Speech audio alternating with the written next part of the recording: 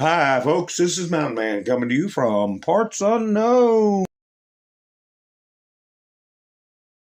What are we going to do about Letitia James? Oh, my goodness. We'll talk about that.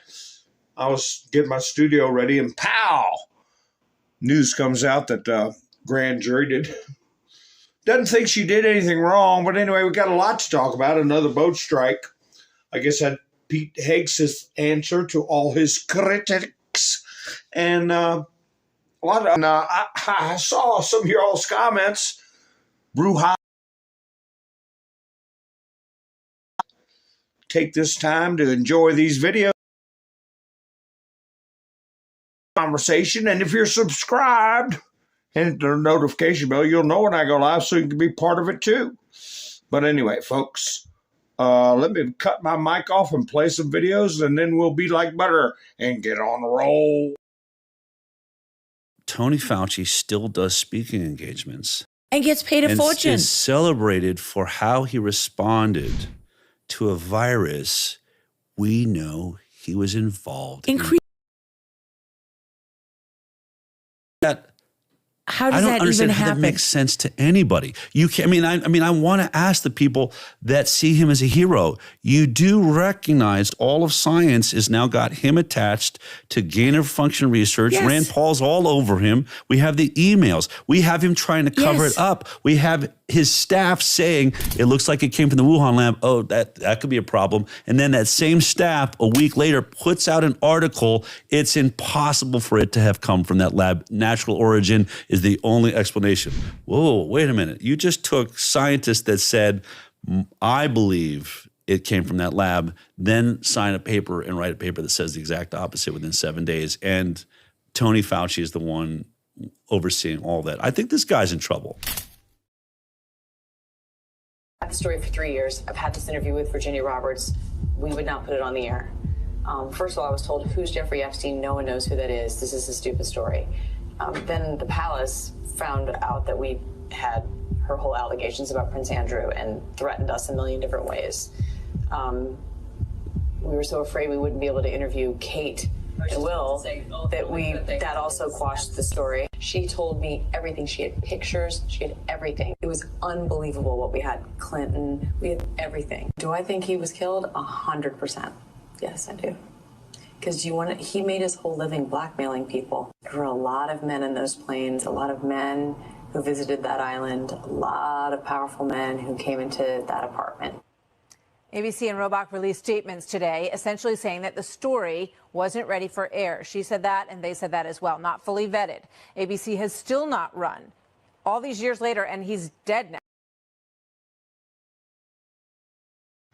He's doing this with regards to South African white farmers. I think 2 of them perhaps might have been killed in some instance. Storm zone. Yes, sir. I'm wondering what storm you're talking about. They have unsuccessfully tried to take down the wrong person. With full vengeance the next time around.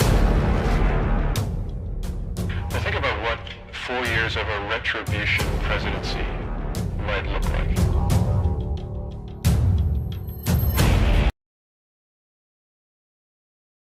Tremendous power to destroy. This will be something we could never have imagined. Now on figuring out the identities of the FBI and DOJ staff and forming lists.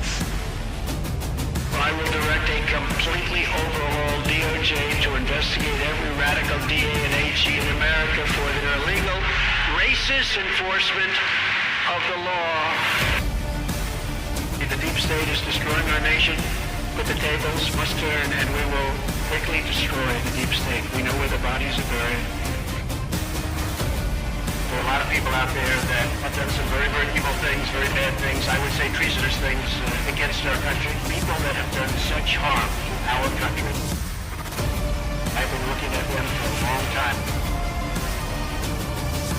He could order the investigation and prosecution of individuals who he sees as enemies.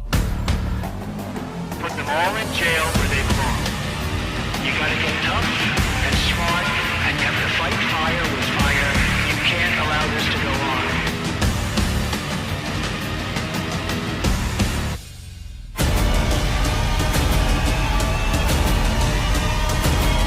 And I will be the one to clean it up. I am your retribution. We will take care of it. We will take care of it. Hi, folks. We're going to take care of it. How's everybody doing tonight? I appreciate you all joining me. How'd you like that clip I found here? The sounds, I don't know, I have to put it in the studio and pump up the sound. You remember this from a couple of years back or a year and a half or so? Listen to what he says. He's doing this with regards to South African white farmers. I think 2 of them perhaps might have been killed in some instance.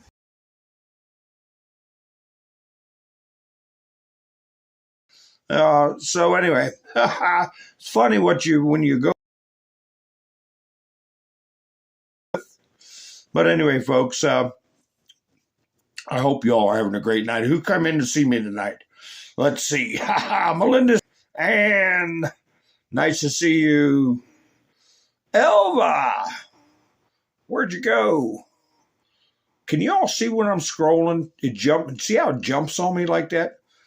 Sissy and Sherry, nice to see you. Kim's here. Cole, nice to see you. Darla's here. Debbie. Let's see. Wayne, nice to see you, Wayne. Give me a thumbs up. Yes. Do me a favor and give me a thumbs up. Helps the videos get around. Right, Darla? Right, Robin? Make sure you give me a thumbs up.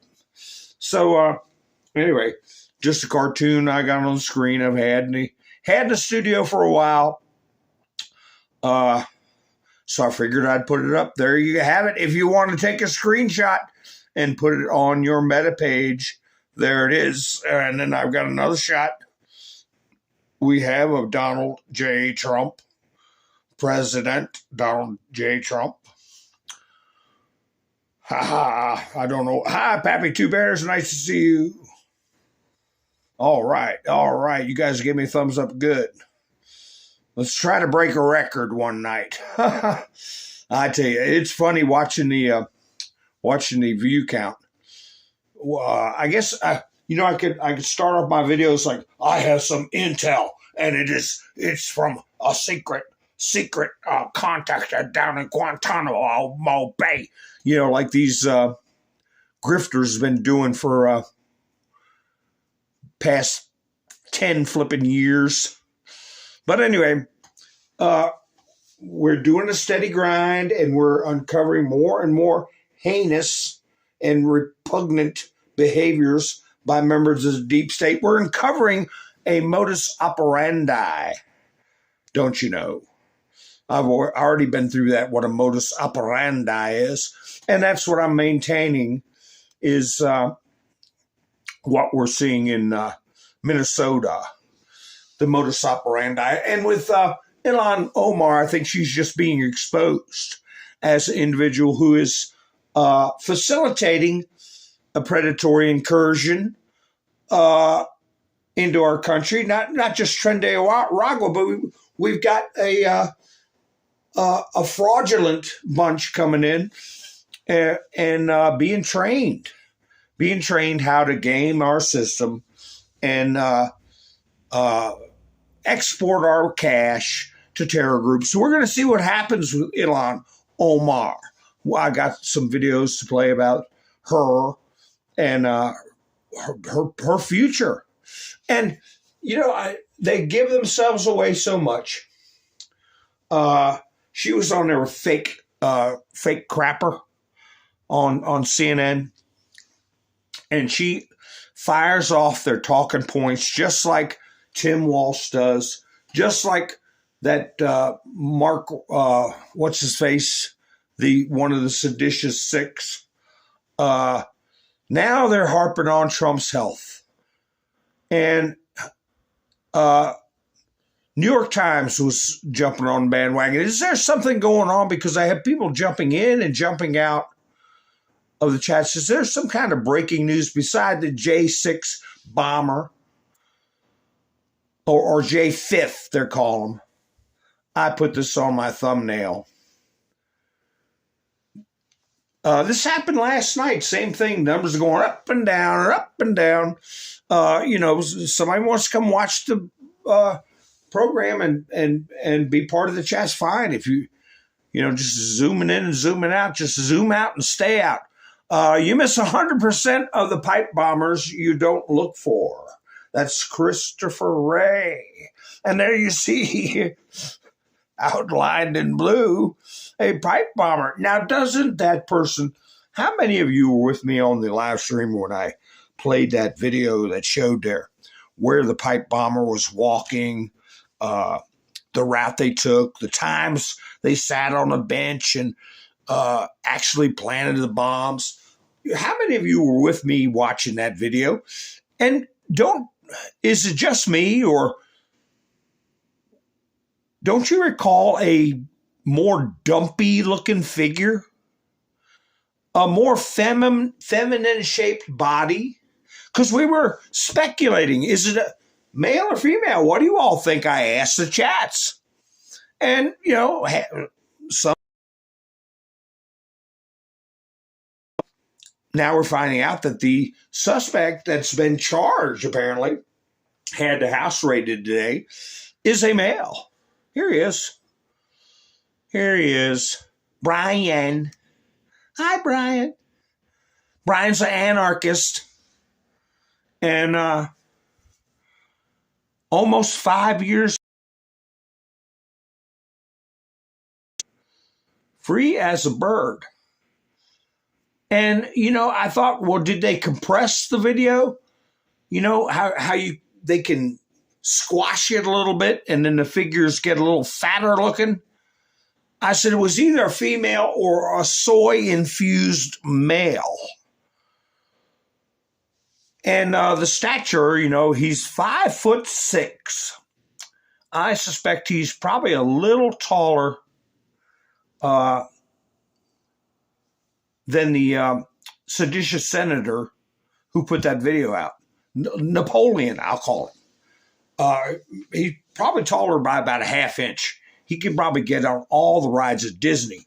But he's still a rather short individual with an attitude, apparently. Angry young man. So anyway, here's what the big news that came out about this individual. Now, Brian, we're going to start here with a Fox News alert. The FBI arresting the person suspected of planting pipe bombs outside the RNC the night before the Capitol riots on January 6th of that year. A law enforcement source says the arrest happened this morning in Virginia. Yeah, sure. A lot of people thought it was female movements. Bongino said something interesting at the press conference. He said it's the prologue to a very long book with a lot of chapters. What does that mean? Old revealed chapters, I'm sure. Something smells. That's the truth. So, we speculated female. But I was watching the footage that they put up today. And I was like, wow, I don't remember the person being that slender. And it could be from a fisheye camera. We were watching some of the movements. Hi, Miss Mendersu. How are you? Nice to see you.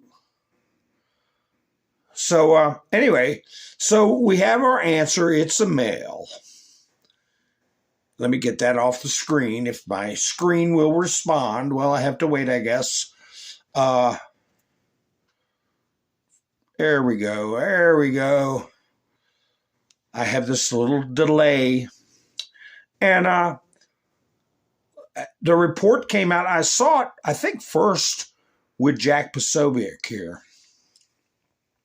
Because I was going on True Social, FBI, there's Jack.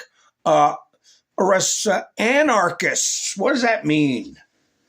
Anarchists. They say he has no social footprint to speak of that anyone can find. But that could have been scrubbed very quickly.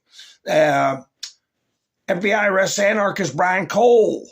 His name's Brian Jerome Cole. His father's name is Brian Jerome Cole. I'm sure that says senior on the end of that. And the father runs a bail bondsman service, and Junior works for him. And somehow they specialized in immigration bonds for people who've been getting deported or got locked up for immigration violations or whatever. That's supposedly one of their specialties. So I don't know where they get. He's living in Virginia, in Woodbridge, Virginia, about 30 minutes out of D.C., maybe 20, depending on what end of it, that little place you're at, and how heavy your foot is. But yeah, they've got all kinds of got receipts and of him buying parts for the BOMB. Here it is. What Brian was working on. There's the pipe. BOMB. Suspect arrested in J6 pipe bomb case, sources say. And I was wondering, because we had the questions when we were looking at the video, a month ago or so? And was it electronic timer or was it a mechanical timer? We settled on a mechanical egg timer. But how did they know it was set for 20 minutes? You've used those egg timers. You turn the handle, you click, click, click, click, and it goes to 20, and you let it go. It goes tick, tick, tick, tick, tick, and it goes, to 0. So how do they know it was set at 20 minutes? And apparently it did not go off. It was homemade black powder, they say. Oh, is that a mechanical timer or an electronic one? It looks to me to be mechanical. And there's a lot that doesn't make sense. But there will be more disclosed at trial. Where's Kash Patel? He was interviewed by Donald Trump Jr. And he's kind of hinting at the same thing, that one thing's going to lead to another, that this is a part of a very large investigation, is what I'm getting out of this. Ever be a look back on the way, it had disappeared, from the news, basically the second, January 6th happened and was never brought back up again, even in the months following. It seems odd. And I mean, it seems like something that people would want answers to. Will there be a review process on how this was conducted differently, how you guys could do this, 4 years later and then, 8 or 9 months, actually come up with a suspect versus the prior administration having 4 years, a more immediate timeline, being able to go right into it, having the immediacy of that, or, even the fact that they just didn't care, doesn't that say so much about the weaponization of justice in America today? Absolutely, and I think you're going to see it on parallel tracks. What you're going to see is, as this case presents itself in court, you're going to see where we were able to collect the evidence and make the case against this suspect. And then common sense journalism and investigators are going to be able to look at it and say, why did these people do X, Y, and Z 4 or 5 years ago? That's going to make itself self-apparent. But what we're doing at this FBI is also, we have replaced this entire leadership cadre. We have pushed out 1,000 agents into the field. There's a reason this FBI has 25,000 violent offenders arrested this year alone. That's twice as many as last year. There's a reason that this FBI is going to deliver President Trump the lowest murder rate in modern history by double digits. There is a reason this FBI is out there crushing fentanyl, destroying narco traffickers, and making sure the homeland is safe and preventing spies from infiltrating our homeland and our way of life. That's what happens when you change leadership from the prior administration FBI, who wanted to weaponize and politicize law enforcement, to us, President Trump and the Attorney General, who want to just deliver law enforcement on every single front. And that's what we're doing. So you're going to see it in both lanes. There's a reason. There's a double the arrests of violent offenders, 25,000. And there's a reason this weaponization's happening. We want to know the reasons. What is the investigation and arrests? What does it mean? Why? What is the reason it took so long to get this? A lot of people that knew him said he was no brain surgeon. You know, he was not over bright. And apparently, you know, they knew his vehicle. They knew where he bought all the pieces and parts. And he's got credit cards, different ones. Did he get material assistance with cash? Money, cash money. Did anybody pay him? I'm venturing to think that yes.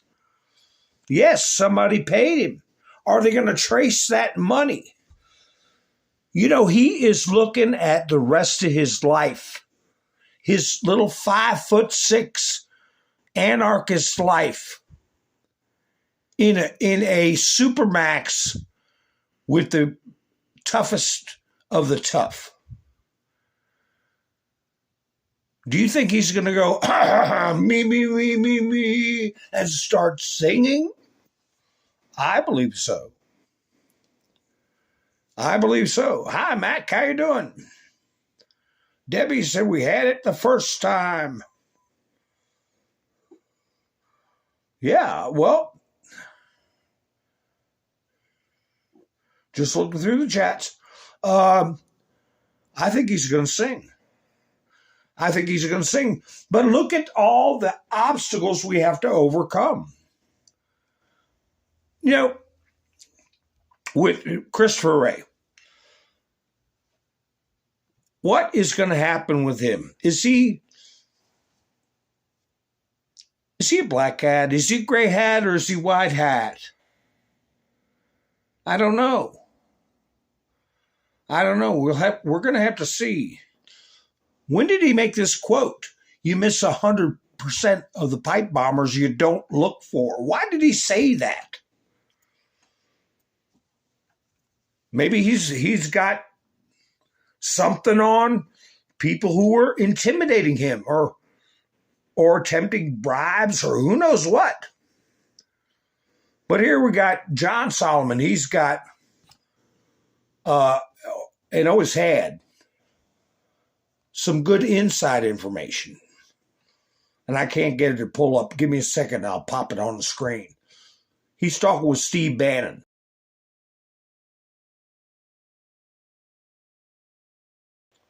Let me get this on the screen. Here we go. There we go. I got to podge around on the screen to get it to go. Hey, you know, Steve Bannon, he went to jail because he didn't testify. And keep in the back of your mind, Judge Bozoberg, he has refused to show up. They're going to put him in jail? No. They take care of their own, don't you know? We'll get to what happened with Letitia James in a minute. And what is going to happen in the future with her? Is she going to just do outright voter fraud and, mortgage fraud and walk? But anyway, let's see what John Solomon's got to say.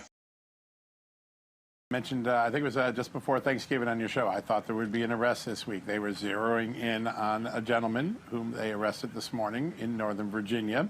And the way this case was cracked was about a month or 6 weeks ago. Bongino, who was the lead on it, and Patel decided to take the old agents off the case and put a new team on it. Now, there was a little resistance, as there always is in the FBI, to any form of change. But the new team came in. They applied some new ideas, some new technologies, and some of the evidence that was sitting right in front of them with fresh eyes was followed, and it was able to be led to this gentleman who they arrested a little bit ago. We don't know much about his ideology or his intentions or his motives yet. One of the things that FBI officials stressed with me this morning is that this is really the beginning. The arrest is the beginning of trying to understand how this operation was conducted, who's behind it, whether there are more conspirators or whether this is a lone wolf. Still all of that to be determined, but a really extraordinary effort. Almost 5 years later, with a fresh set of eyes and a different approach, the FBI that couldn't solve the case for 4.5 years solves it. Very much like the way the Charlie Kirk investigation occurred in the first few hours. There were a lot of FBI agents in old guard that didn't want to put the suspect's photo out, but Kash Patel and Bongino insisted that was going to be key to getting the father to flip, and they put the photo out, the father flips, and of course you get that arrest as we see. What you're seeing is a different mentality in the FBI, and that plays out in two different ways. First, you see successes that we haven't seen in a while, lots of arrests, cases solved that had not been solved for a long time, other cases which could have gone on for months being solved in 33 hours like Charlie Kirk's assassin. The second part is it results in a lot of whining from FBI people who think they know what's better. And you see that even in the Miranda Devine story earlier this week. You've got these grousers and grouchers because the truth of the matter is Donald Trump ordered Patel and Bongino to break glass at the FBI. They broke glass. And now the FBI is doing things differently. They're succeeding, but there are people who want to focus on the whining and crying, not actually the success of what the FBI has been doing. The way they solved this case was fresh thinking. Here's what kind of strange credulity. In 5.5 years, and Dan comes in with Kash, but Dan finally gets tired of it, puts on a new team.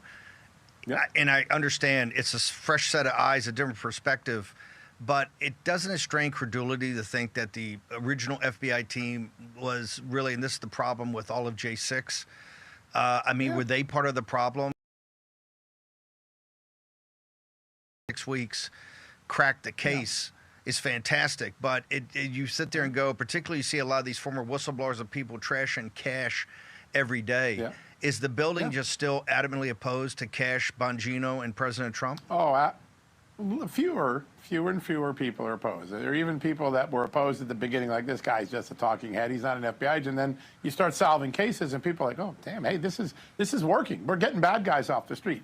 So there are 2 or 3 dynamics going on in the Bureau. The first is there are people that are still the deep state, and as Kash Patel and Dan Bongino find them, they throw them out, or they twist them in a way that they're required to show us what the deep state did the last 6 or 8 years that we didn't know about.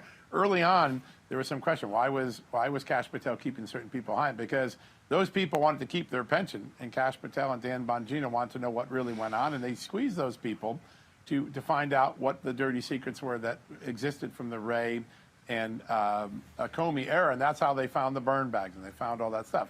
So you have resistance. That resistance is growing less.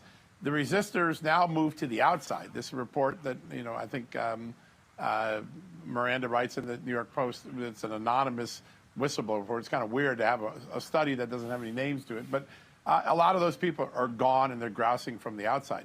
Inside the building, the people that remain, there are new people coming in that are showing a new wave.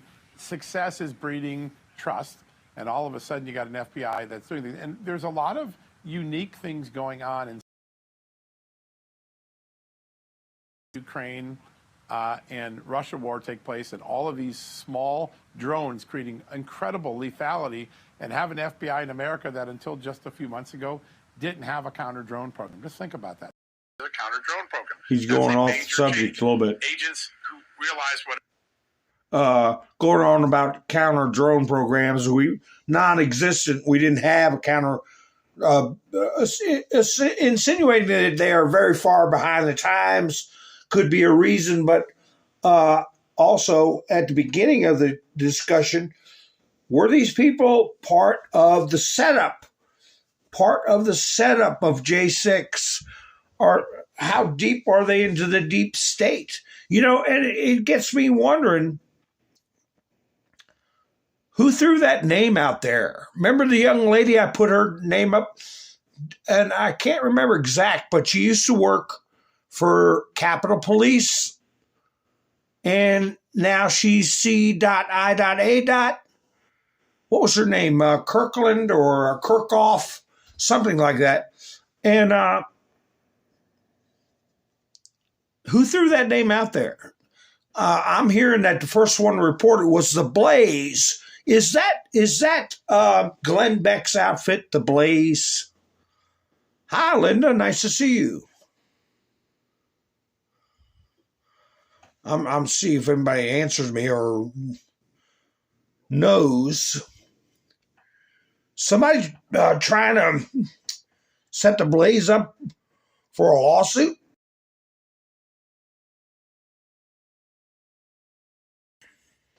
Or they put her up as a distraction? Because they're totally off. Whoever said that was totally off. And you just heard Solomon talking about some of these FBI agents are grousing from the outside. Namely, they've either been retired or fired.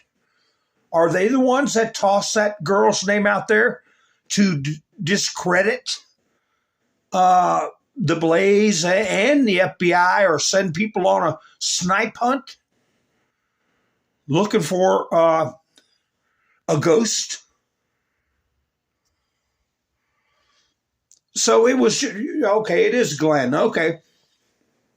So anyway, I've been hearing that they're the ones that would bear the brunt of a lawsuit if this person were to, this girl that we were talking about last month.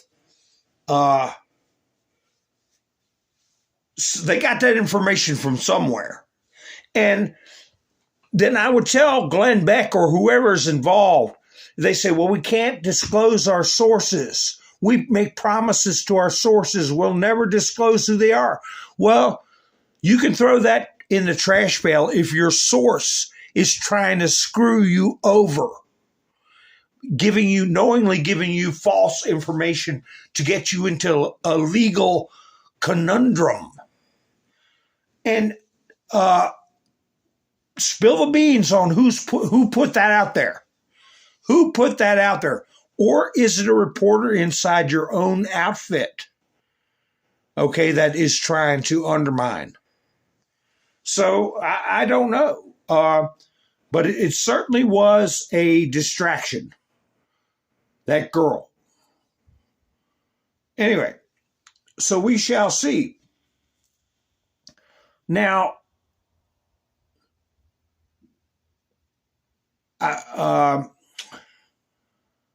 everybody's got social media. Who do you know at 30 years old does not have a social media of some sort? Now, I can see with somebody my age not having a social media to speak of, but not a 30-year-old. They'll find something on him. Something on him, and there's going to be some kind of electronic trail, paper trail, or something, where the story is that the trial is going to bring out a lot more stuff. Hi, Randy. Nice to see you. What's going on? Is there some kind of big news going on or something? Huh. But anyway, all right. How'd you like this picture of yourself going around? Trump put this up about Rashida Tlaib. Look at that. Whoop. There's my screen.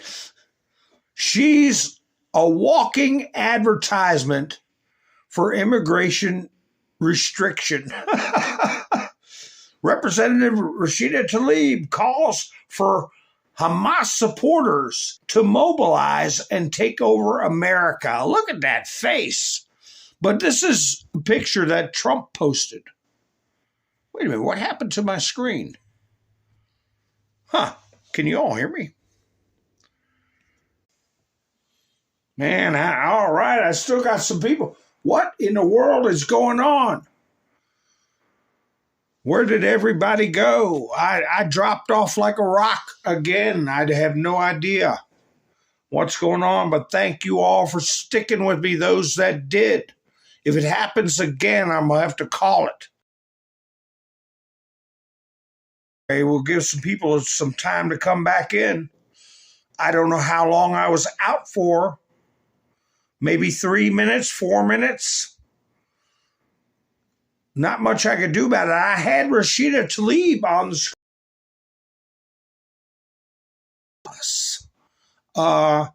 And then I said hello to Andrew, and then the screen went black.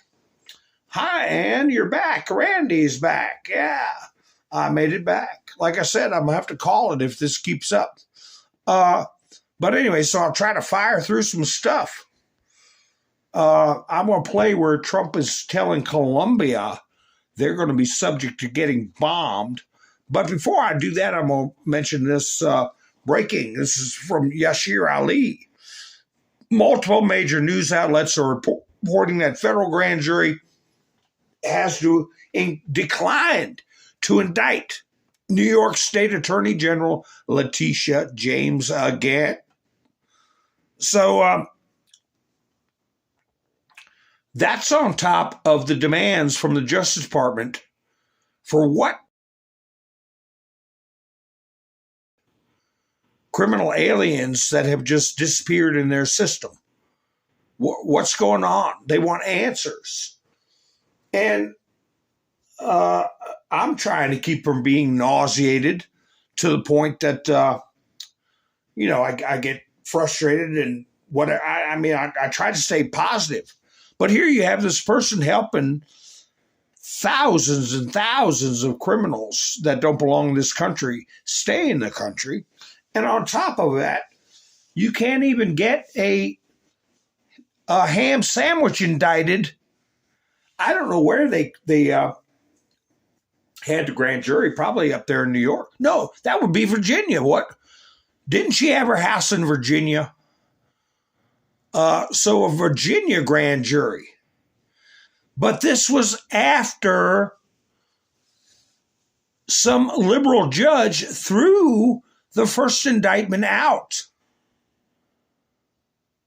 So on specious grounds. So this is getting critical, I think, when you have this kind of rampant and open corruption, fraud, immigration abuse, criminals wandering the streets, and a weaponization of conservatives or Christians. And it's blatant and open. You have the news ignoring it. You have the court supporting it. And where's the breaking point?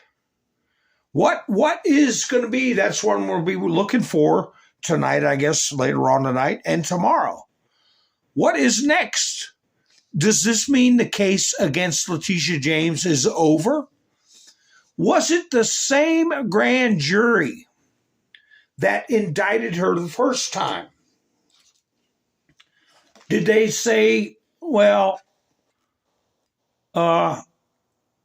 no, we thought about it. We're not going to indict her. Or did they present it to another grand jury? And what's the machinations behind that? Find out. To impanel a grand jury, a new grand jury, and present evidence and all that, I don't know how long it would take. But it seems kind of quick since that judge threw the indictment out. And grand jury, did somebody get their cage rattled? Somebody approach a grand juror or two or three? I don't know. Or a family member? I don't know.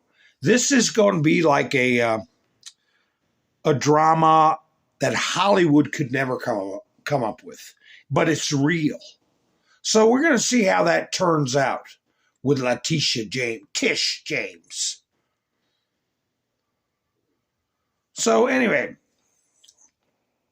this is what I was talking about before I got taken down right here. And I'm going to play her video where she is making that face. Maybe she could use that for a campaign poster. I don't know. But anyway, excuse the language, but do we really need these filthy mouth? And I'll say it, she's a foreigner. Like Trump said, they have no business in the Congress. And he specifically said they, with whether they should be in the Congress or not. So I am presuming that he's including Rashida Tlaib with Ilhan Omar, but then he said Ilhan Omar needed to leave the country. So I don't think that Rashida Tlaib might get her citizenship. But anyway, this is her running her mouth. And I apologize for the language, but this is what you're dealing with. You're dealing with trash. Filthy mouth trash. Oh, wait a minute. I'm sorry. Garbage. Look at this rooms, motherfuckers. We ain't going anywhere. Political structures that I have to work in, that we all are surrounded by, was built on slavery and genocide and rape and oppression. Real change doesn't come from the cowards and warmongers in Congress. It comes from the streets. It comes from all of us mobilizing and seizing the power to resist and fight back. Gaza is the compass in this country. Now we're in Congress, and we're every corner of the United States. Now we're in Congress. Now we're in every corner of the United States. Gaza is the compass. Gaza is their compass. A foreign territory. And, of course, reiterating the lie that we're only here because we stole the land because of, you heard the words RAPE and oppression. That the insinuation is white people, most specifically Christians, are barbaric and need to be dealt with. That's what I'm hearing out of this. And the bottom line, and I mentioned it before, what my friend told me a long time ago.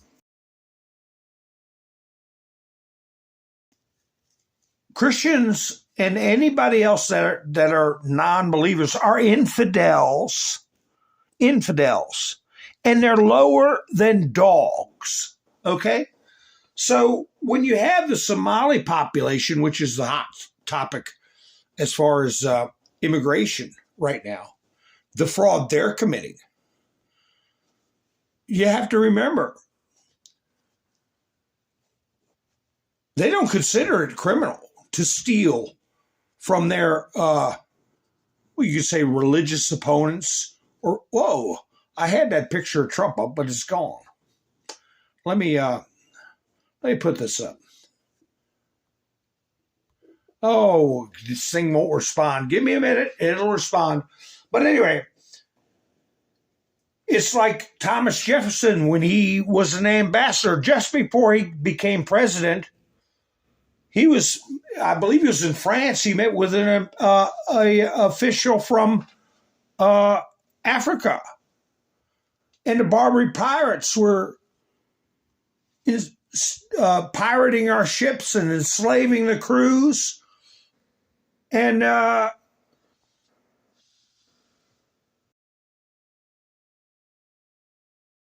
you need to stop. And he said, it's our religion. Our religion requires us to enslave infidels, and that anything they have, we have a right to steal. We can enslave them, we can castrate the men, and we can enslave the women, if you know what I mean, and the children. So that's just the way it is, and that's the way it's been for 1,000 years. Goodbye to you, Thomas Jefferson. Thomas Jefferson said, oh, we'll see about that. When he became president, he sent the Marines over to Tripoli and wiped out the Barbary pirates, at least to an extent where they didn't screw with us anymore. But that's what we have right now.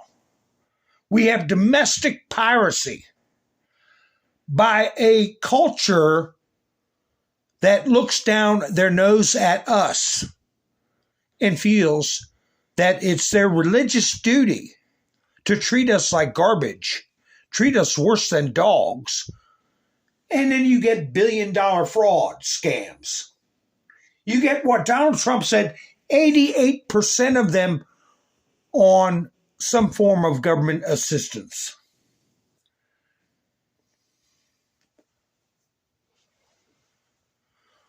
So I put this on the screen. Trump saying, in the good old days, long before Reverend Al Sharpton had massive stomach surgery, he would do anything to be with me. But he has to be faithful to the radical left in order to keep his job as a television commentator for NBC. Also in the great group is the late, great James Brown. I knew them all. The good, the bad, and the James Brown and the... Oh, okay, I thought it was Sammy Davis. With those sunglasses you used to wear. But no, that is James Brown. Yeah, okay. Yeah, everybody liked Donald Trump, but now he's a racist. Here, Trump put this up too as a follow-up. Come on, screen. Well, it's messing with me, folks. Is my voice coming through smooth? Because I'm not getting response from my screen. And usually that means my voice is not coming through smooth. Hi, Felix. How you doing?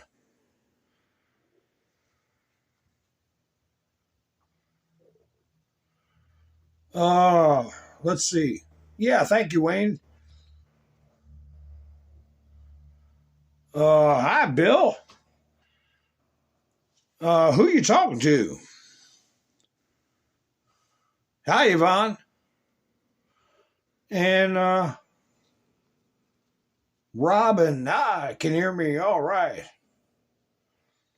So anyway, let me see if it's working now. Yeah, there we go. He also put this up. Donald Trump talks with Andy Warhol as he holds the bridle of a polo pony, November 4th, 1983. Trump was often seen at Studio 54, the famous New York celebrity club.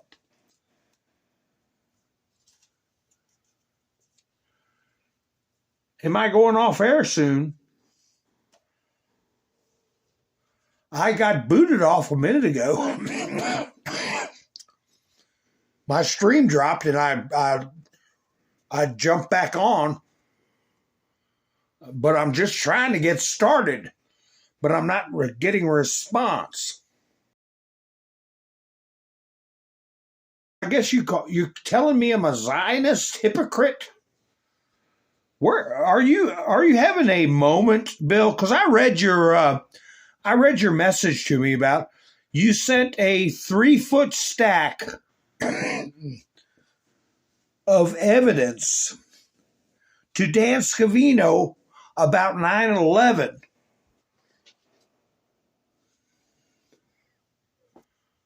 And in 2022, am I right? 2020 through 2024?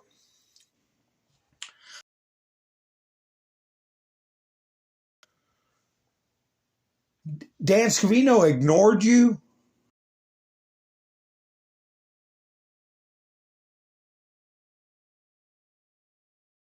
Do I have to remind you that Dan Scavino was out of the government because Trump lost the 2020 election, and you're sending a 3-foot stack of papers to somebody that's in the private. Nothing's happening with my screen here. It won't cooperate. I don't know what's going on. I'm trying to put some other stuff up. Here we go. I'll put up this D-Day veteran Chris Shea, who saved lives on Omaha Beach, dies at 101 years old. That's sad to hear. I think he was a Native American.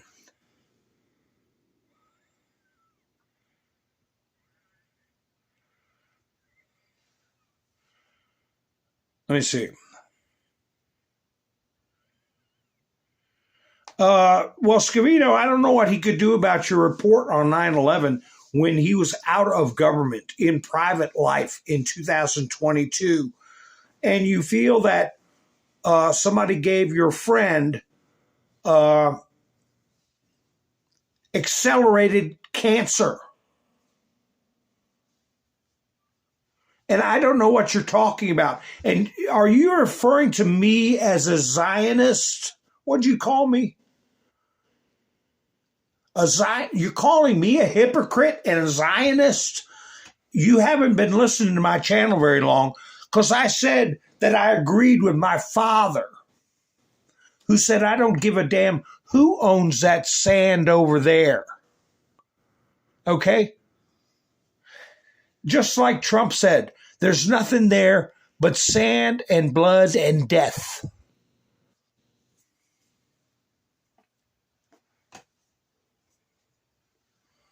So for you to name call me, you better stop it. And, you know, I don't know who your friend is. I don't know what kind of paperwork you're sending off. But I knew a guy who sent Barack Hussein Obama, and I still may have copies of it, where he was going to sell us all-seeing eye to the government for $1 billion. It might have been $10 billion. I have to find it.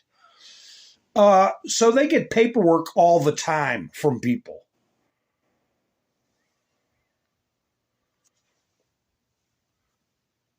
I mean, somebody sent me a 3-foot stack of something out of the blue. You think Dan Scavino don't know nothing about 911? You guys think you know more? Anyway, here's a latest hit on a drug boat. I guess it was late last night or today. See what Heggs has got to say to these people raising hell about strikes on drug boats. Here's your answer.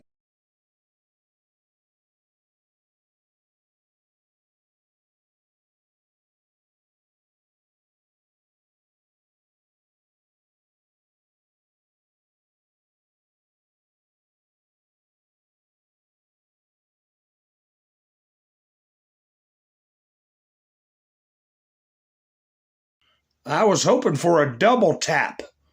Word is that the admiral involved in the strike from 3 months ago that they're trying to cause trouble about is going to testify in Congress tomorrow. A closed door meeting in Congress. Let me find that. ABC. Get a load of this report from ABC, if this is it. Let me see. Is this the one? Let me see. If it's not, I'll... Yeah, this is the one from ABC. They're debunking the double tap on ABC. Why do you think that is? I think it's because Trump's already sued their eyeballs out of their head. But let's see. Tonight, new information. According to a source familiar with the incident, the two survivors climbed back onto the boat after the initial strike. They were believed to be potentially in communication with others and salvaging some of the drugs. Because of that, it was determined they were still in the fight and valid targets. A JAG officer was also giving legal advice. So again, David, that video will be key, and Admiral Bradley will be on the Hill tomorrow behind closed doors. So they were trying to salvage drugs. They were in communication with Confederates. And a JAG officer was involved. And they were considered still in the fight, and they were taken out. That's coming from ABC. So they debunk this whole narrative. But what good does it do when they've already sullied everybody and nobody's paying attention because of all the other things that they keep throwing around, like Trump's health? Trump is having problems. Trump fell asleep during a 3-hour cabinet meeting. Is his health falling apart? Now, let me show you. Here's a live stream I saw. You know, I'm no ball of fire on YouTube. But I'm a one-man band, okay? Here, where is it? Where'd it go? Here they're trying to stir up crap about Trump's health. Where is that? It was a live stream. It looked like it was professionally done. My screen keeps freezing, for crying out loud. And I think they had 20 viewers. Is Trump? Here he is, right here. You know, these thumbnails, you got to have somebody. My screen's not responding. I'll put it up in a second. Oh. Well, you know, I don't know what's going on. I don't know him. Bill, I don't know you. I don't know who your friend is. You see my, the picture I had up earlier had Trump holding a phone saying 9/11. This stuff's going to come out. But just because it's not coming out when you want or how you want,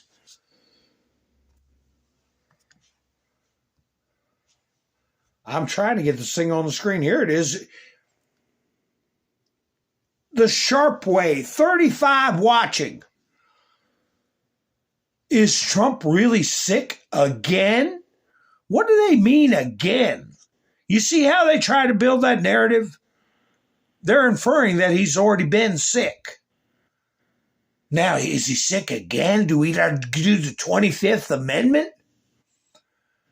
These are the people that need to get a damn letter from an attorney. In my opinion. So anyway, Scott Bessent. There we go. Not getting a response. But Scott Bessent was a guest on the New York Times, their own forum. You see the New York Times in the background. And he's telling them, I don't read your paper anymore. And Trump is the most dynamic and accessible president that we've ever had. So anyway, I'll go ahead and play it. The question is, is this like a new? Is this a new normal? That Andrew, there's no new normal, and you know, I can tell you that I actually don't read the New York Times anymore. But sometimes I do watch CNBC. But you know, occasionally people send me articles, and like there's just this fever swamp. And you know, you're now a pop historian with 1929, and you know, in 20, 30, 40, 50 years, the New York Times is no longer the paper of record. You can't go. I read this article. Like President Trump is slowing down. President Trump's mental capacity. It is 100% fake. That he only called me twice at 2 a.m. last week instead of 3 times.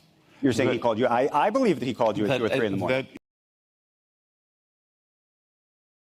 what was one of the greatest scandals of all time, that the coverage of the Biden administration, Joe Biden's diminished capacity, and the cover-up. And that's why it's probably fair to raise these questions. Where was the New York Times? We just had a 3-hour cabinet meeting yesterday, Andrew. For 10 months, the Biden administration did not have a cabinet meeting. How are you going to invoke the 25th Amendment if the cabinet secretaries never see the president, which they didn't? That, I hear from people in the Treasury building that I see President Trump more in a day than my predecessor saw Joe Biden in half a year. It's so ridiculous after the circus we had with Biden that they're sitting here saying that we need to keep a sharp eye on Trump. Who is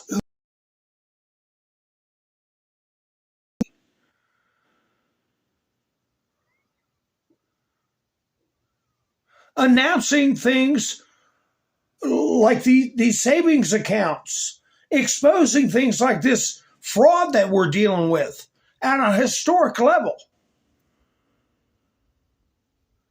And they just ignore it, and they look for every little thing they can attack him on or create some kind of drama or doubt. Yeah, I hear you, Miss Minnesota. Yeah. Hi, Todd. Glad you made it back. So anyway, I'm sorry my screen's not responding. I might have to pull up. I might have to do a talking head tomorrow because I got a lot to talk about. And but I want to show you all the latest reports and stuff. I take a lot of time to get them together, and then I end up in the studio that will not respond, and it's frustrating. But I got a lady I want to play for you. A lady who made a video. I'll see if she'll come up. Yeah, here we go.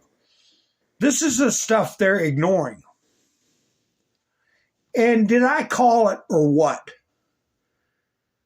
It's deeper than Minnesota. This woman does a video and she's talking exactly the stuff I was talking about with these multiple wives and children all over the place. We're talking about a culture, as I said, that looks at us lower than dogs and have Ilhan Omar and her ilk have opened the door and brought people in violation of immigration law by the tens of thousands to economically devastate areas of our country. It's called a predatory incursion in my book. But anyway, tell me I didn't hit the nail on the head because she's in agreement with what I was saying, especially about these wives. Come see Columbus, Ohio, fraud investigators. If you go to the government-assisted housing areas, you will find that most of the housing is Somalians. I would say about 80% of the government-assisted housing in Columbus is occupied by Somalians. And the parking lot is occupied with a whole bunch of brand new cars. And the women walking around have designer purses with EBT cards, and they have Apple iPhones stuck up in their hijabs. Yeah. And then go to the businesses that are owned by the men. Because see, what happens is when you have a restaurant or when you have a little corner store and you have a couple of wives and you only have to claim one, then that means the other wives get EBT cards, and you can use those EBT cards to buy food for your store or your restaurant.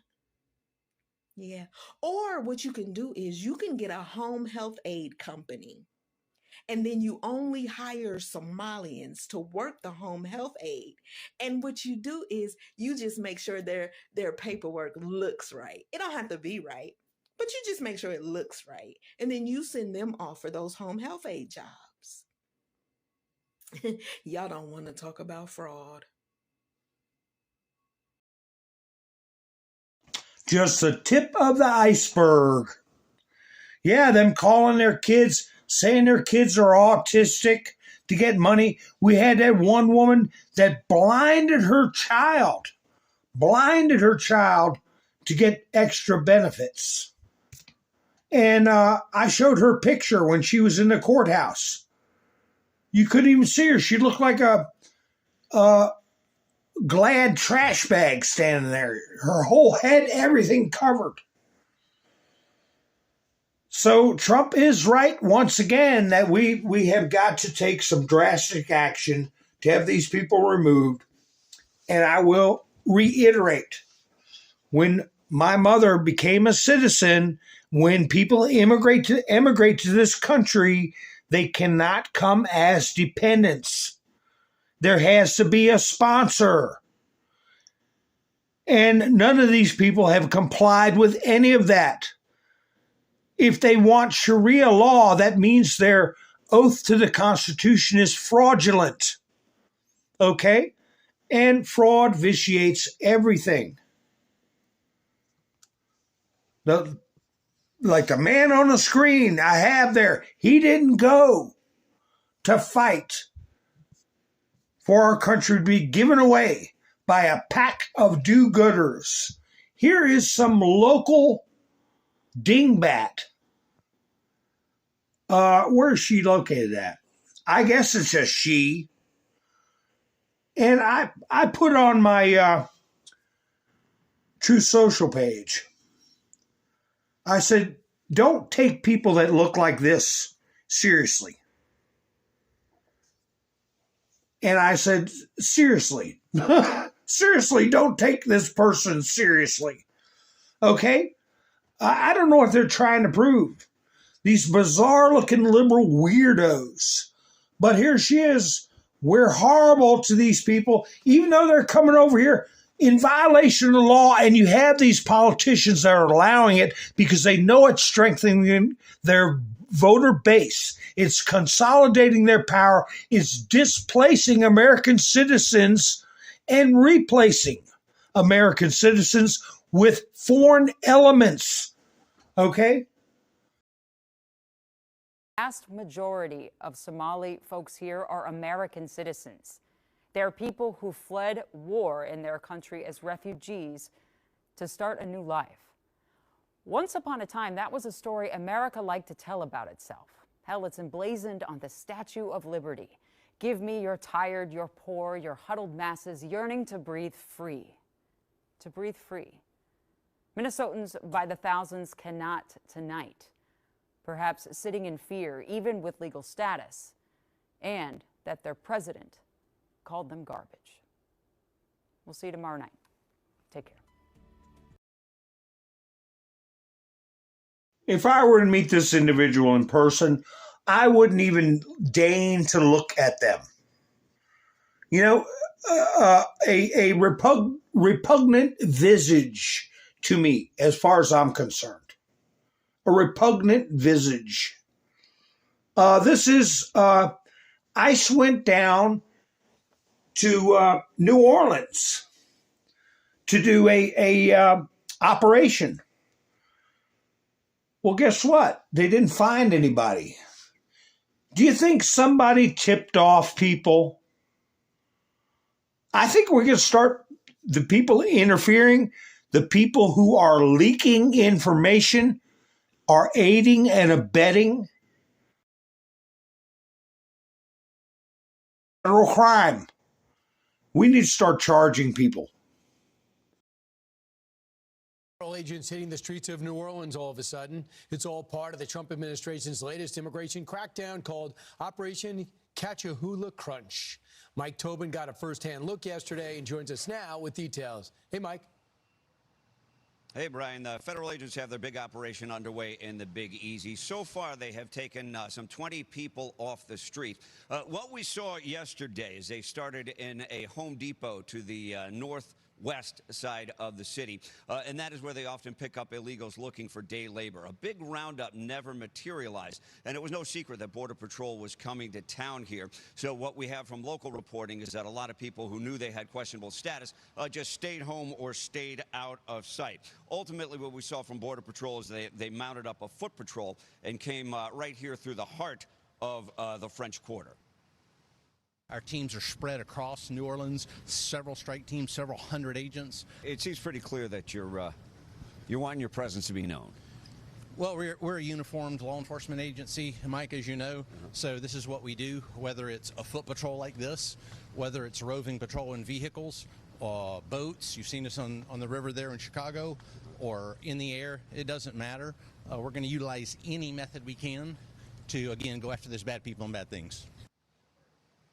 Now, the agents did get some heckling, but there were shouts of support as well and people who wanted to stop and take selfies, particularly with Chief Bovino. There's people getting selfies with him and everything. But the thing is, they all scattered. They're gone. They're gone because somebody's tipping them off. What's this one? Oh, Jack Posobiec. Oh, a new poll finds that only 24% of likely voters say Charlie Kirk's assassin was a radical leftist. This shows the complete failure of the conservative media to explain the nature of the Marxist color revolution we are facing. The stakes are life and death. Hello, Ann. Nice to see you. Graybeard, nice to see you.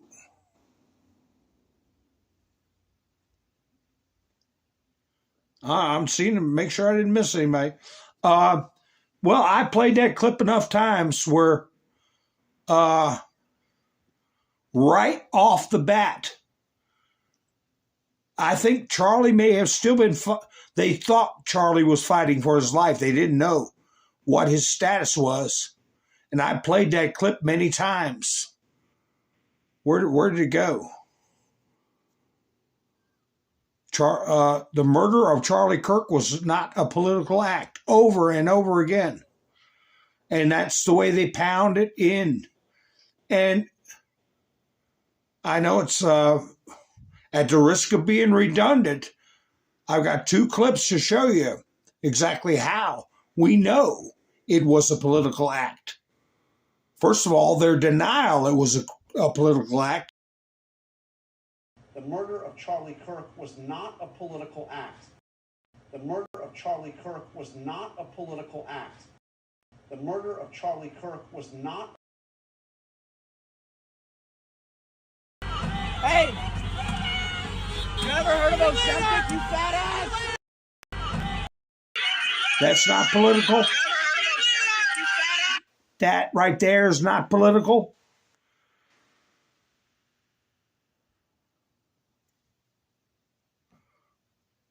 You know, I've had this clip.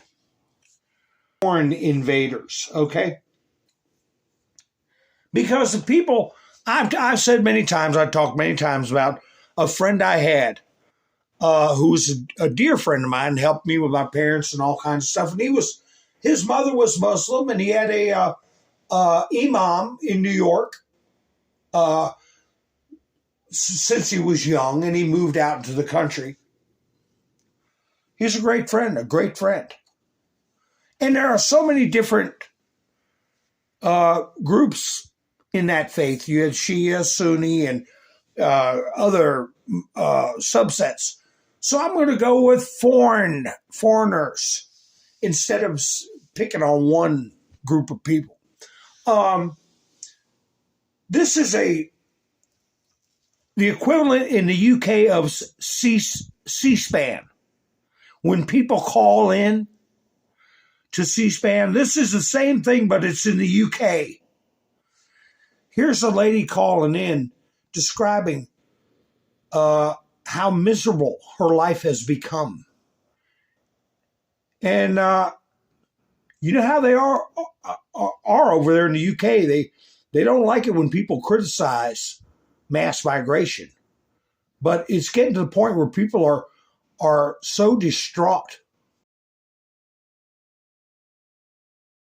I live in the borough right next to Hillingdon. Yep. And so I moved into my house in 2019. My local shop, there's been 3 stabbings, 1 murder since then. Wow. My friend was murdered last year up on the high street. Girl I know was murdered in Southall Park. The government are failing us. I'm so scared for my children. I have a 22-year-old son, and I'm begging him to move out of the country. Oh my goodness, I feel for you. What are these politicians doing to us? They're putting our children in so much danger. They're putting everyone in danger, and they're not doing nothing to help us. And that's the thing a lot of us feel. That, you know, how many is too many? They're pushing us to do something that we don't want to do. We are peaceful people. British people never vote against their government. Yeah. They're going to push us to it because they're not listening to us. Our friends, our family are dying. I had a cousin murdered 20 years ago who was stabbed to death, and nothing's changed, Julia. I'm so sorry, Sarah. I'm sure I speak for everyone listening. That's the reality. I don't leave the house without a man. You're that worried. Well, everyone I know is getting stabbed. They're getting raped in parks. This is where I live, not where the politicians live. Do you think that's part of the issue, that they don't live in the real world? Keir Starmer, if you're listening to this, please do something. I'm petrified. I've never broken the law in my life. I've been a law-abiding citizen. I've been a civil servant. Please do something. It's us that are dying on the streets. You talk about being racist. We're not racist. My sister's mixed race. Yeah. I was a white child brought up in a mixed race family. Yeah. Nothing to do with race. Exactly. It's to do with our safety. Sarah, I mean, 100%.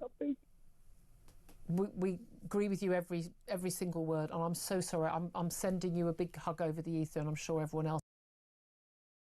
She's on the edge of a nervous breakdown. People can't live without being in terror. There's so many stabbings over there. And what do they want to do over in the UK? Oh, well, we'll prevent people from having knives. That's the answer. I'm going to leave that in my studio because I'm going to play that again. Her voice needs to be heard. They can't live in peace. They can't live. She can't go out of her house without a man.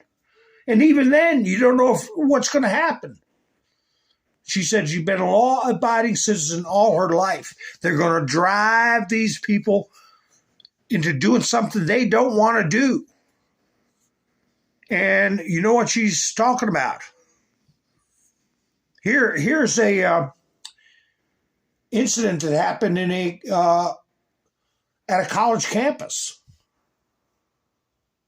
And this is in the U.S., of course.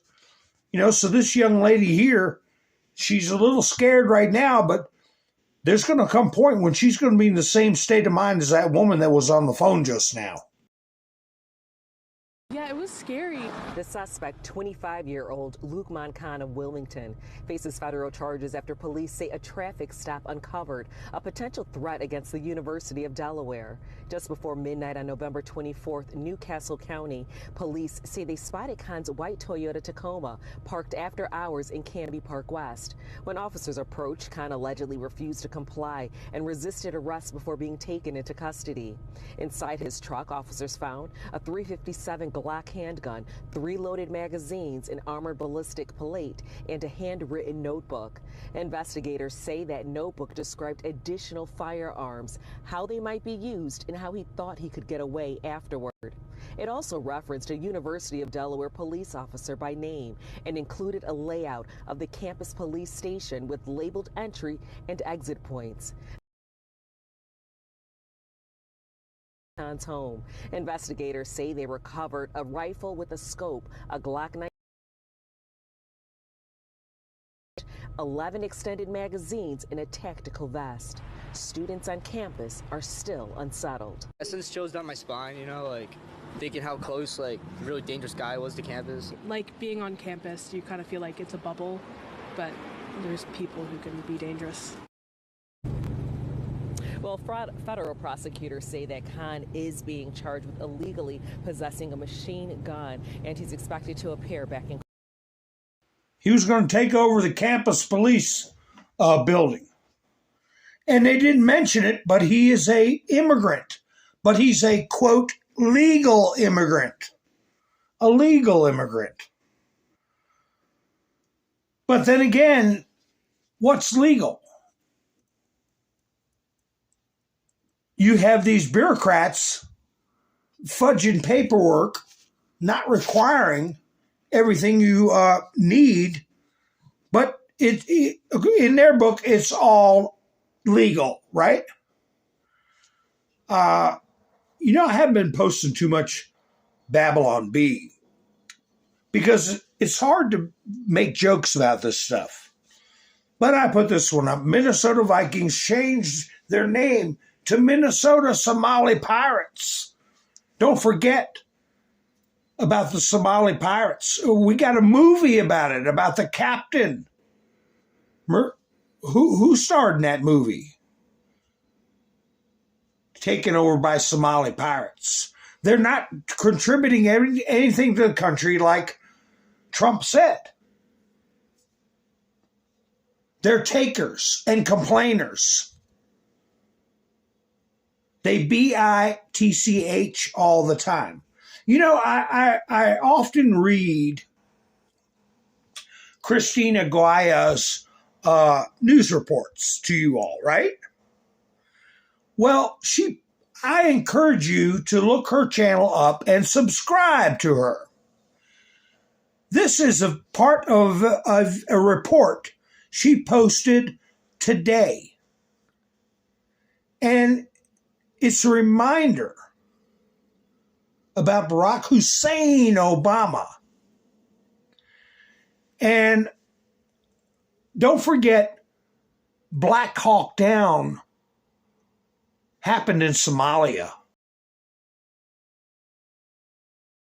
Dragged through the streets, murdered, and mutilated. Well, she's referring now to a similar incident that happened in Iraq when U.S. contractors were hung from a bridge in Fallujah after they were tortured.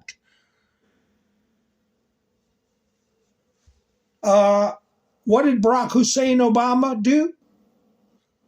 She posted this today, and I encourage you, because there's other stories too. And I think all these incidents are going to tie together in the future. Remember, Trump said, I'll never forgive you for how you treated the U.S. military. Wait till you hear how he was going to treat members of the U.S. military. Ohio and Dallas, and here are your top stories. Well, here's a fast fact for you. Barack Obama charged and threatened to have a Navy SEALs team prosecuted in Iraqi courts after capturing the butcher of Fallujah.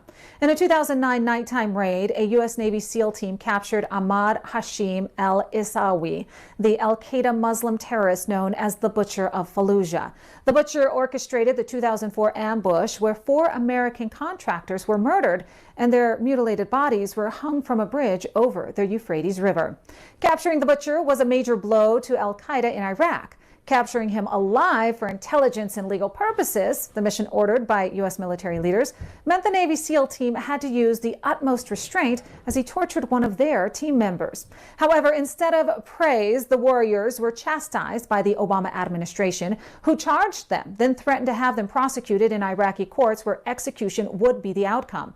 Obama did this because the butcher, while in U.S. custody, claimed that he was mistreated and alleged that the SEAL team had beaten him, causing him to have a bloody lip. However, medical exams showed only a minor cut inside of his lip, likely self-inflicted with no other injuries, suggesting the terrorist followed al-Qaeda training manuals on faking abuse claims to cause tension. Despite this, 3 SEALs were charged with assault and dereliction of duty, placed under house arrest, and pressured to plead to lesser offenses. Yeah, so he was going to turn the soldiers over that captured this animal. Obama was going to turn them over to the local Iraqis where they could, who captured this animal and captured him alive. And he claimed he was abused, and a doctor said, it looks like you did it to yourself, and it's not that big a deal. It's a cut inside your lip. He was willing, Obama was willing to turn him over to the Iraqis unless they pled guilty to other charges. It's insane, but she's reporting on it, and stuff like this needs to be reported on. So there's other stories that you may want to go watch her channel and share it. I mean, it's only like a 2-minute video. And remind people what we're dealing with and what we've led into our country. And that is to include Barack Hussein Obama. Have you heard of him?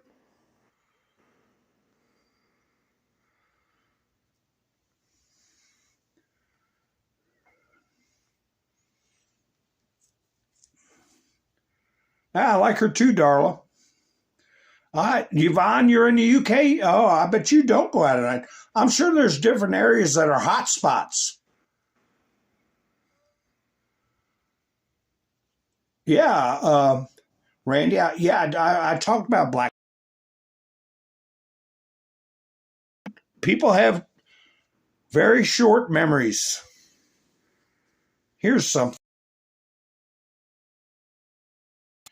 In my country, I'm forced to keep my mouth shut. But here I'm free to talk trash about this country in hopes that I can change it to a country where I am forced to keep my mouth shut.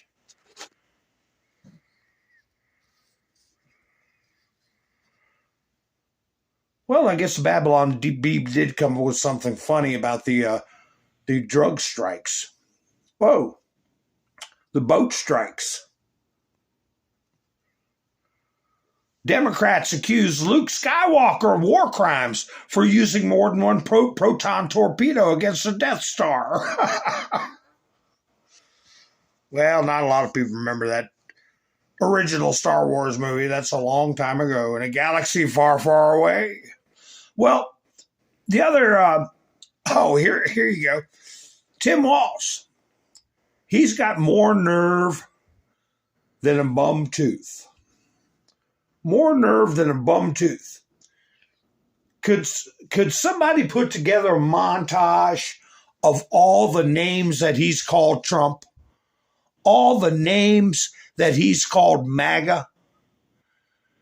Remember I told you all about that? I worked at a school for mostly served kids. And one of my, I told this one girl, I said she had to do something or she going to lose points or get a demerit. And she told me, you're a retard.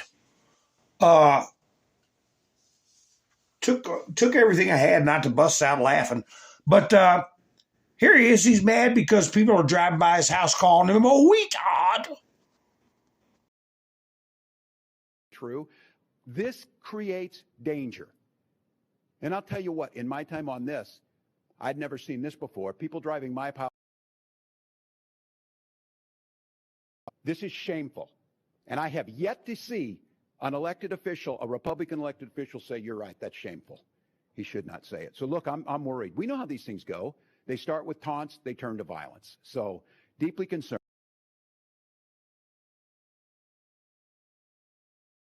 Well, you called yourself a knucklehead. How about we just settle for knucklehead? Okay? And we'll leave the retard out of it. Here's this jerk. Somebody else do a montage about this jerk on how much trouble he's caused, how many slurs he's put out there about people, how many libelous things he's said, how much stuff he's stirred up and exaggerated just to divide this country. But no, he's got issues with MAGA. what needs to be said that isn't being said enough in our press over the last 24 hours is that the President of the United States said a blatantly obvious racist thing in the cabinet meeting on Tuesday when he said what he said about Somali immigrants in this country, that they don't contribute anything, that they're not of value. In no normal world should the President of the United States of America ever say something like that to the American people, or even say it privately. I mean, if the President of the United States says it privately, it means he's a bad person and we should get rid of him. But to me, that was an impeachable moment. There have been so many impeachable moments since Donald Trump has come back to the White House. But to blatantly say something as racist and as hateful and as nasty and cruel and mean-spirited as what he said yesterday, the impeachment proceedings should begin right now. But of course they won't. You're a horse's ass, and you should be sued. And now you don't have a big news outlet to protect you. So let's see, you keep running your mouth and we'll see what happens with you. And yes, you're right, Graybeard. It is terrible. So much that he fought for and how he's seen this country degenerate. And Donald Trump, what he said, there wasn't anything wrong with what he said. Sub-Saharan nations, their average IQ is 80. 80. And it's not a genetic thing, it's cultural. They have their women, they will not let their women learn. They can't learn how to read. They can't voice their opinion. They have to raise children. How can they teach children how to read when they're not allowed to read? And the men have no desire. Let me tell you something. Do you think a vacuum cleaner got invented because a man gave a damn about what the carpet looked like? There's a lot of women in my live streams. You guys can witness for me. Do you think a man came up with that? Or you think a woman? In a culture where a woman could speak up.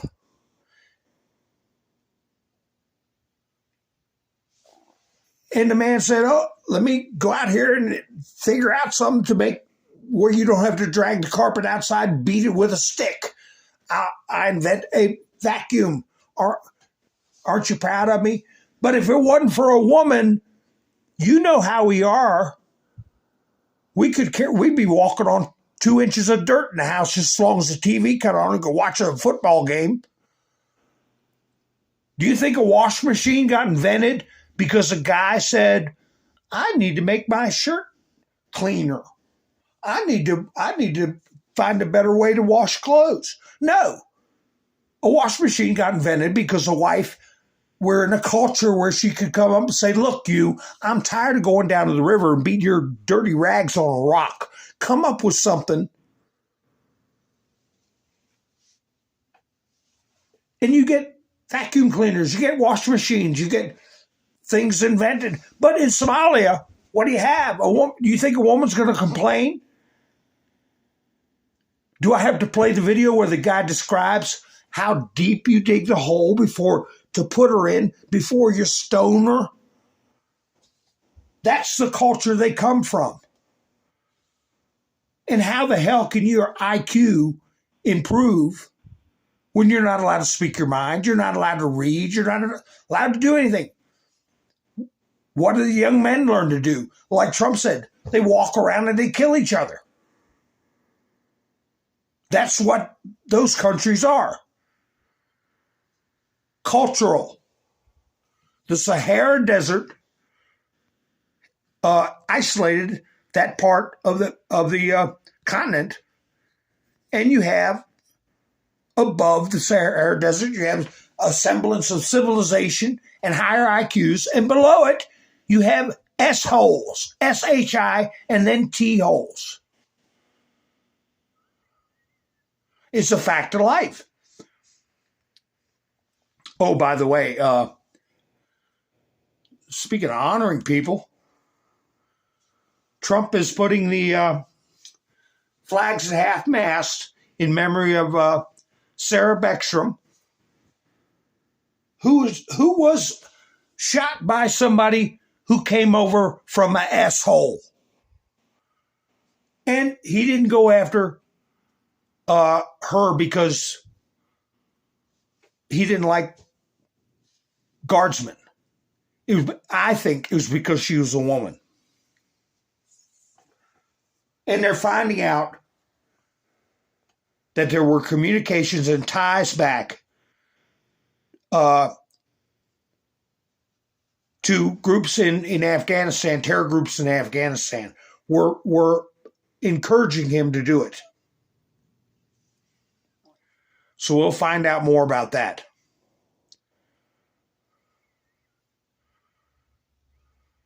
Oh, here's what the White House posted. Homeland Security, this was reposted by the White House.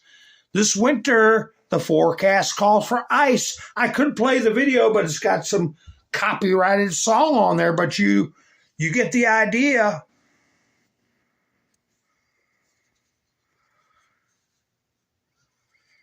Here, let me tell you some of the Ruski news that's going on. President of France, Emmanuel Macron, proposed introducing a moratorium on strikes on Ukraine's energy system during winter. He mentioned this during a meeting with Chinese President Xi Jinping. I hope that China can join our call and our efforts to achieve at least a ceasefire in the form of a moratorium on the strikes on critical infrastructure. Well, you had Zelensky and his wife come to France to meet with you and your wife just the other day. You guys want to drag this war out. You're fighting Trump every step of the way. And I don't think anybody's going to give a damn whether the energy infrastructure goes up in smoke. Like Trump said, they don't want to do a peace deal. They can fight their little hearts out. And that includes you, Emmanuel Macron.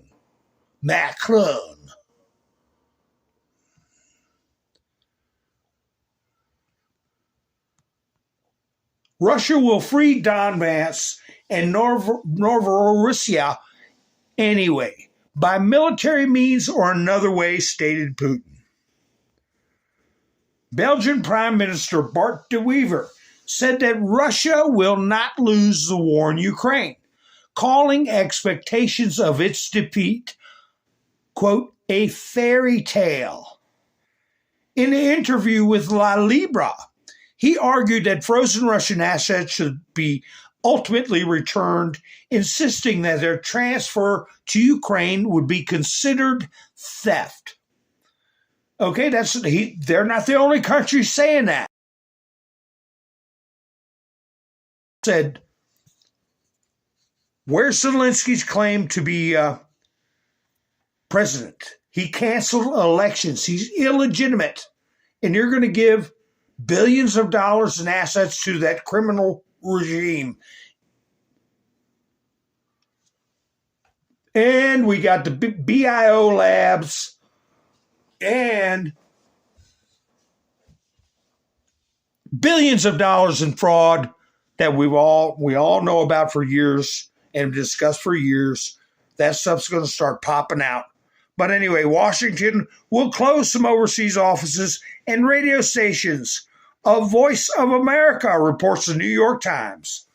The Trump administration notified lawmakers last week of plans to reduce the broadcasting capabilities of Voice of America, despite a court order to maintain full operational capacity of the news organization with federal funding, providing independent reporting for countries with, quote, limited press freedom. So there's another judge trying to keep the cash flow going, trying to keep the fraud and the grift. going and sending out messages not approved by the administration to foreign countries, interfering with foreign policy and providing cover for these systematic fraud. Carrie Lake, head of the parent agency, stated in a November 25th congressional notice that 6 overseas bureaus and 4 marketing offices will be closed, including Jakarta, Islamabad, Nairobi, and Prague, the Czech Republic. So, Judge has no business interfering with our media operations in foreign countries. But they're doing it. But Trump is telling them to go pound sand. The U.S. State Department has decided to rename the U.S. Institute of Peace in Washington in honor of Trump. This is Ruski News putting this out. When making the decision, they called Trump the greatest negotiator in the country's history. So they saw this as important enough to put it on their own media. Did I have a picture of that? Yeah, here it is. Let me get it on the screen. Here you go. President Trump's name added to the U.S. Institute of Peace building.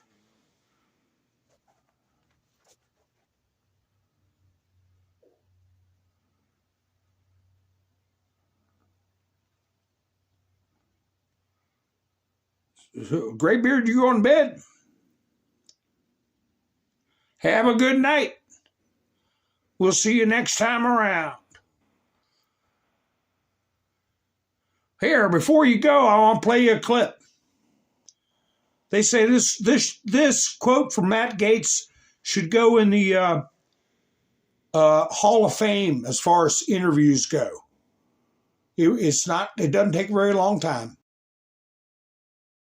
Is it safe to say that based off of your comments, you're suggesting that these women at these abortion rallies are ugly and overweight? Yes. What do you say to people who think that those comments are offensive? Be offended.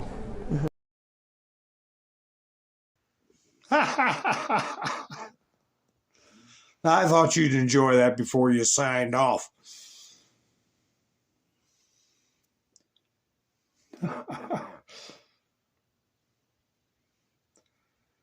Who's going? Oh, Ann is. Oh, okay. All right. Well, I played that for Ann. I played for everybody. Okay. Here I got some videos. I'm not sure what the heck they are. Since people are getting drowsy, I uploaded them. I might as well play them. Let's see what this one is. It's a blank screen. What does it say? Out of the Democrat. Oh, this is where Trump pardoned a Democrat and his wife. I had a copy of a 2024 post that Donald Trump put up. I believe this is it. No, this is something else. Where he said, okay, this Democrat has confronted Biden about his illegal immigration. How long do you think he's going to last? Do you think they're going to attack him or what? Trump said. Something to that effect. Oh, no, this is something else. When the pipe bombs didn't go off because they were designed and built by an incompetent dummy, that was the first clue the bomber was a Democrat. But anyway, turns out Trump was right back in 2024 that they were going to attack this. So Trump gave him a pardon. And here's this guy, Stephen A. Miller, talking about what a brilliant move it was for Trump. Because how are they going to say he's only going after his political enemies and Republicans when he pardons the Democrat? How do they look now when they say he doesn't provide leadership? How do they sound now when they accuse him of lawlessness? I mean, at some point in time, We just have to give the man credit. He's shrewd as hell. He really is. I mean, he is giving the Democratic Party lessons. Lessons. I mean, school is in session on how to manipulate minds and coax folks into thinking along the lines of his way of thinking. You can't sit up there and talk about how everything is partisan when the man sits up there and lets you off the hook and you're on the opposite party. Now, granted, that same representative, Queller, was the same guy that spoke out against the Biden administration when it came to immigration issues in our borders. So again, that falls in line with Trump, and we get that part, but he's still a Democrat. He's still somebody, if we're watching and paying attention to the politics that have been pervasive in our country over the last decade or so, everybody's voting along party lines. Now, all of a sudden, when that man has to stand up and vote on certain issues, are you sure he's not going to vote in favor of Trump? If he wins re-election and he ends up back to being a representative, are you sure he's going to side with the Democrats? How much support do you need? What have I been saying about the Democrats? Get away from the far left, move towards the center. And Trump beat him to it. He beat him to it. That's what he's doing. That's what he's doing. It's brilliant. Absolutely, positively brilliant politics. Nothing compares. Yeah. So, yeah, he's been red-pilled. He's been red-pilled. I don't agree with every video he puts out, but I agree with some of them. I'll put them up. Let's see what this one is about. I'm not sure. We shall see. Can you share that? Oh, here's Ilhan Omar talking with fake crapper. And what she says is it's COVID's fault. Not because there's a bunch of scammers that already had their plans laid out for how to scalp these social programs. It just happened so fast. It was COVID's fault. Can you shed any light on why the fraud got so out of control in Minnesota? I think what happened is that, when you have these kind of new programs that are designed to help people, you're oftentimes relying on third parties to be able to facilitate. And I just think that a lot of the COVID programs that were set up, they were set up so quickly that a lot of the guardrails did not get created. Yeah, they were just set up so fast. There weren't enough guardrails. Not the people. They had to have guidance from people high up in government. They had to. Here's something else, Trump. Matt Van Swole. This isn't the streets of Mexico. This is my state in North Carolina. President Trump was absolutely right. We have been invaded. And Trump saw fit to repost it. So I went ahead and uploaded it. You guys want to go to look at the one holder sign up. How much you want to bet he's on EBT? EBT times 3. That's a fat boy there. But anyway, here we go. Just a little hometown American fun.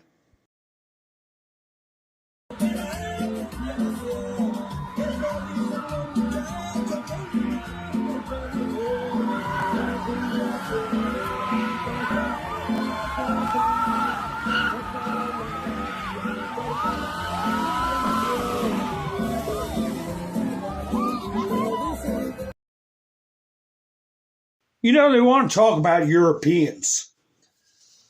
These are all descendants of Spaniards, people from Latin America. What, 500 years ago? Spain and Portugal?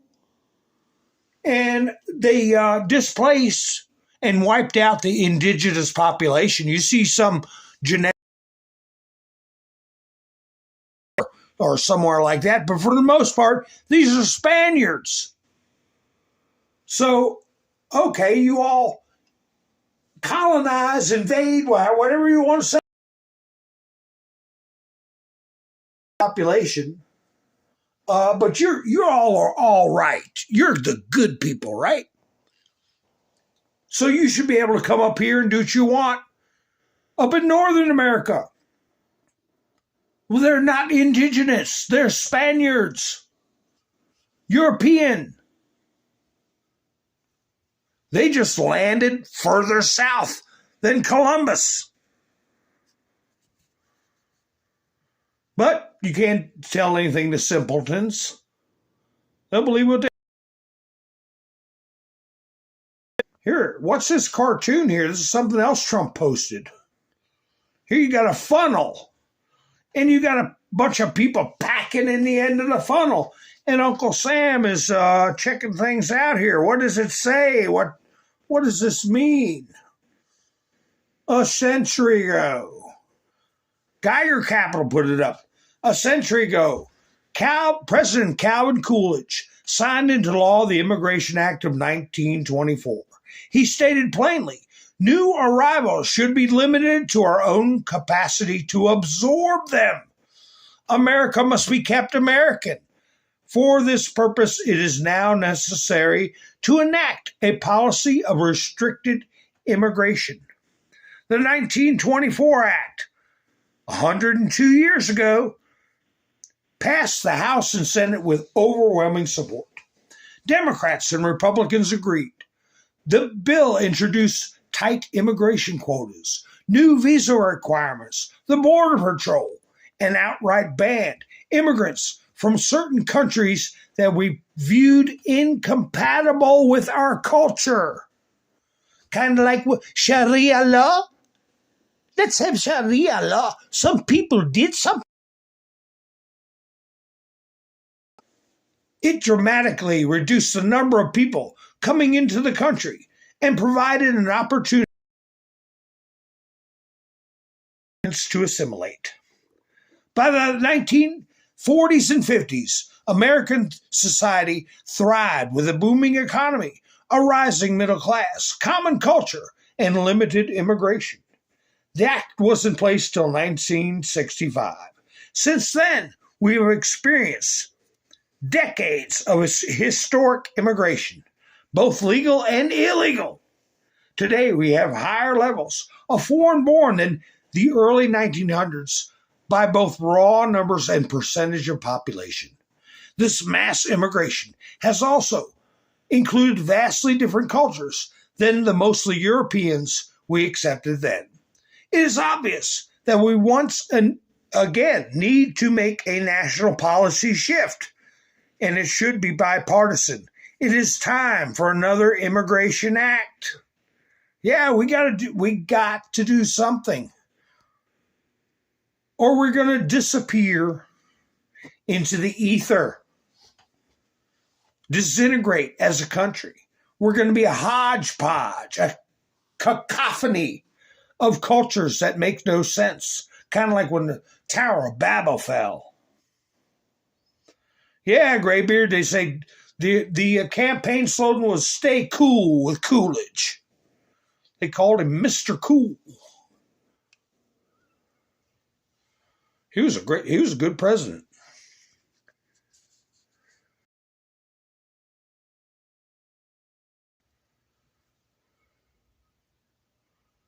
What in the world? Let me see. What's this one here? Two things Trump put up.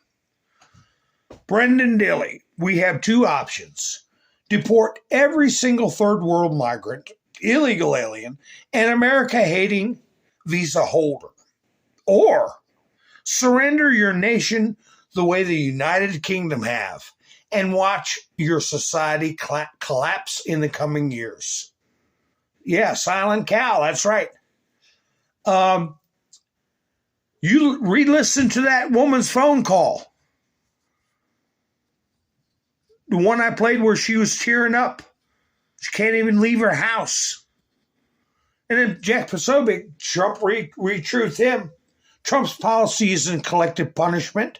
It's collective defense of the American people. The American leader's job is to defend his people at all costs. Yeah, so we got to do something. Even the way they changed it in 1965, they're not even following that.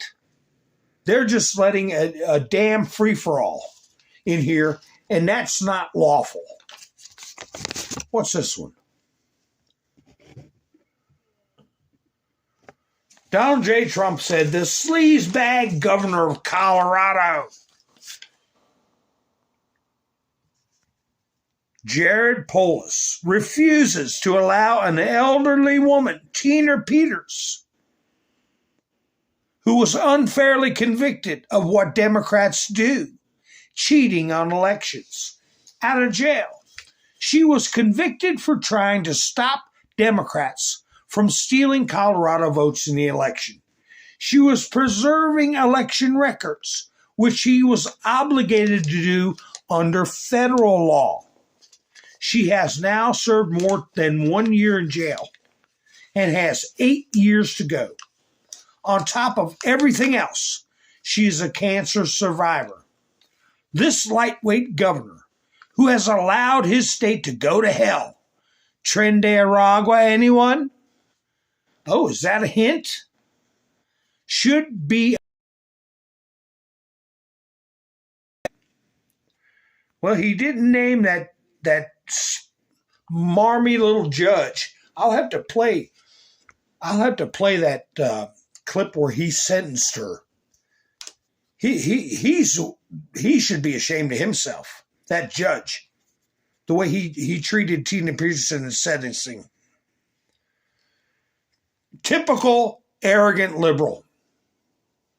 Here you go. Put this on your meta page. Leaked NEA training. Coaches, teachers to fight conservative parents. Paint Republicans as racist threat. That's where our billions of dollars have been going. To the federal government to act like they're doing good things for teaching.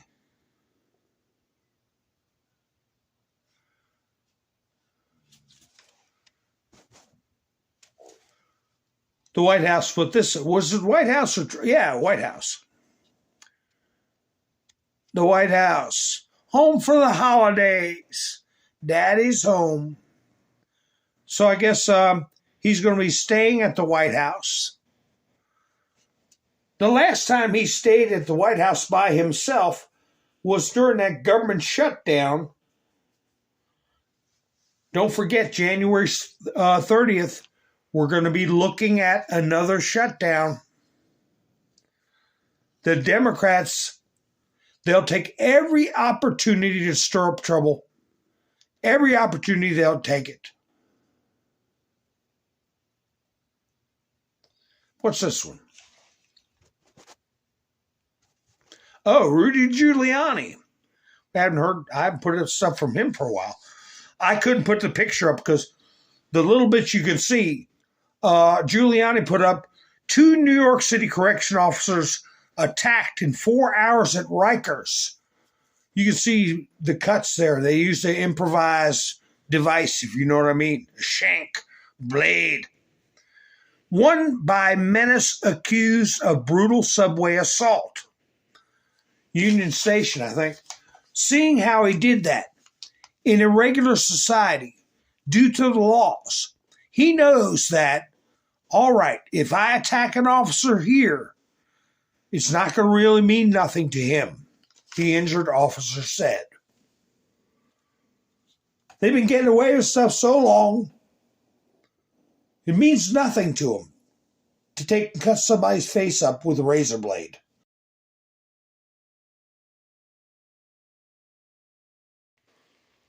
Well, it's like Trump said, We're not ready yet for executions. Not yet. Hopefully we will be. Let's see this one here. Maria Bartiromo. Here we go. GOP warns of massive Obamacare fraud as improper payments hit $47 billion.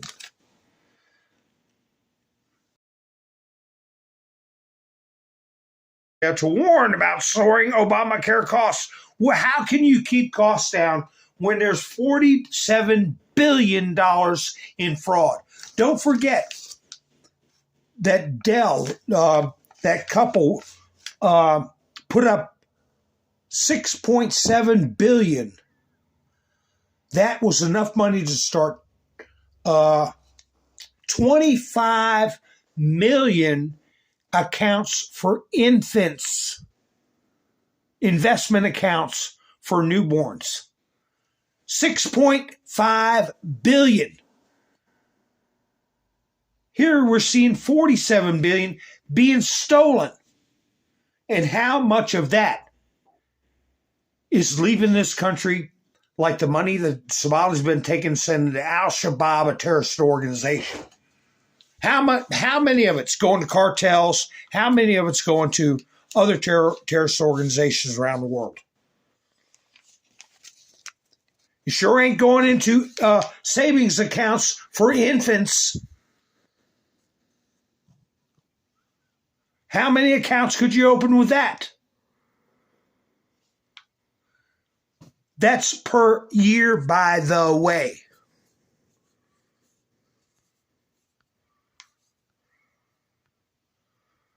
Let me see what's going on. Let's see what's going on in the chats. Yeah, free Tina Peterson, damn it. Ha ha ha. That's going to be my slogan. Free Tina Peterson, damn it.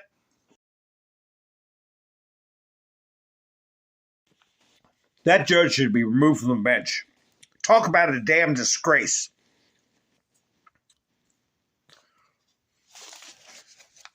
Anyway, I'm going to go ahead and play this. Trump posted these. Wait a minute. My studio isn't cooperating.